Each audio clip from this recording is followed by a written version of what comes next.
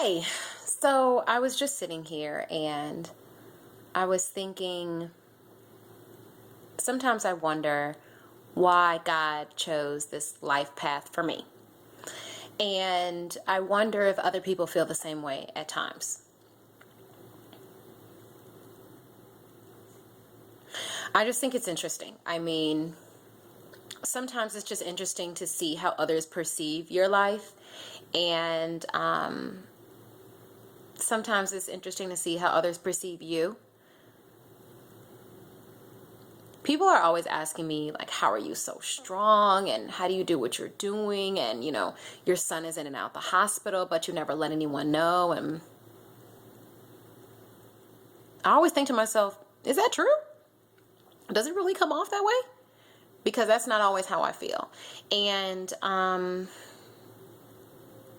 I don't know. At those moments, I always think to myself, kind of, like, when did my life turn? Like, when did it become like this? When did it become, at times feeling kind of unmanageable and unmanageable, at other times completely stressful, so stressful that I want to pull my own hair out. I mean, seriously.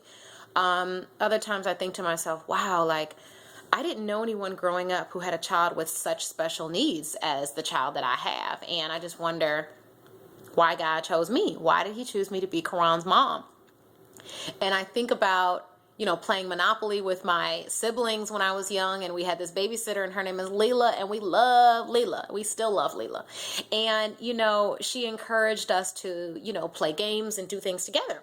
And when we would, often I would be the scorekeeper. And that's something I will never forget. They made fun of me. Jackie always has to write things down. You always have to write things down. You always have to keep score. You always have to have a pen and paper. And I was probably like 9, 10, 11 years old. That went into my early teens. And at those moments, I think to myself, wow, this has been, I don't know, this has been kind of manifesting and coming to fruition for some time now. This has been a process. This has been a lifelong process of me basically being prepared. That's really what it is. If you believe in spirituality and you have faith in God and what he has in store for you, you have to know that you're being prepared. At some point in time, you start the preparation process. And I guess as a child, I was becoming organized. I like to have things in a set place. And it's really benefiting me now at almost 31 years old. Whew, I'm getting old. But at almost 31 years old, look at that. Look at God. I am managing my son's medical care, basically. I'm basically managing like all the paperwork, all the documentation. I talk to the doctors. I email them. I arrange meetings at the hospital. I don't do it all by myself. Courtney does a lot. His dad does a lot, but he handles a different end. He handles a different angle. He handles scheduling, and I handle medical. Okay. I pick up the stuff from the pharmacy. I speak with the nursing staff, and he handles more like scheduling. So I have to give that to him. Bravo. Yeah, I don't know. I have a lot of these moments where I just sit by myself and I'm just like, wow, I wonder what my friends are dealing with. I wonder what kind of, loads are on people. What are they carrying that they're having issues dealing with and they don't want other people to know about it? I think the only difference between me and them is that I don't mind other people knowing about it because this is a blessing. My life is a blessing. And even though my son has, all these special needs, so what? That's our life. And I'm sure he's very happy right now. He never complains. And that is just a blessing enough. He never freaking complains, and we never hesitate to do things for him because he never complains.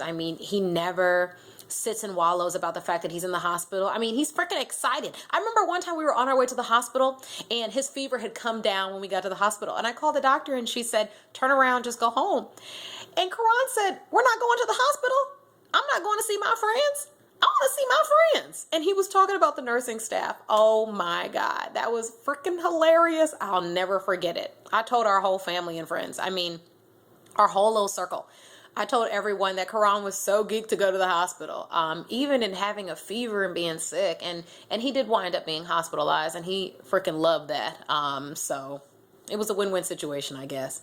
And I just kind of learned to look at things different. I mean, you just can't sit and wallow in like, oh, and woe is me and woe is me. I mean, I just look at it like, glory to God. Look at God gave me this ability to mother this child and parent this child and give him what he needs and advocate for him and Jesus. I mean, this is a platform. I'm using this as a platform to help other children. I wrote a book to create knowledge and awareness about this disorder that my son has, short bowel syndrome. And I'm just putting it out there, and I'm just putting it out there with the hopes and beliefs that, my energy will come back to me tenfold. And I know that it will, because I believe that, Jesus will supply that for me. So I guess this is just an affirmation and validation for myself, making this video to remind myself that things happen for a reason, and that everybody is carrying some kind of load, but everybody is not sharing what their load is. And to other mothers out there who are carrying a load, if it would be easier, if you could make some money from home, then definitely consider Empower Network as the vehicle to do that through. There'll be a link in the down bar for you to click on. Just get started now. I mean, it's $25 a month. So if anything, if you don't have a product to sell Empower Network, and you'll definitely be satisfied with that. And that's another thing. I mean, I'm just so happy that God brought Empower Network in my life, and Tracy and Adrienne Hines. Tracy is how I found out about Empower Network, so I always have to acknowledge her. And Adrienne is a pastor friend of mine. I mean, he's a pastor. He quit his job. He quit his job like almost a year ago, I think, to just do Empower Network. And he probably makes more than me doing Empower Network. And I have a master's degree in professional counseling. So, if that says something right there, most people I know that are doing well in Empower Network are trying to quit their jobs.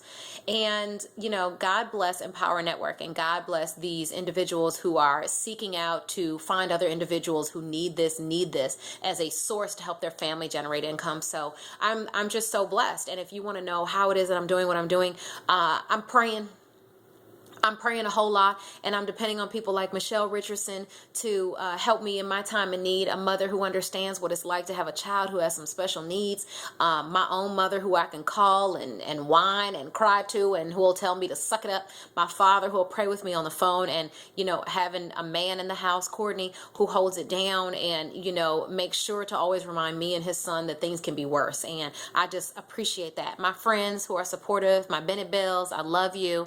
And that's it. Yeah. I'll see you guys later. Bye.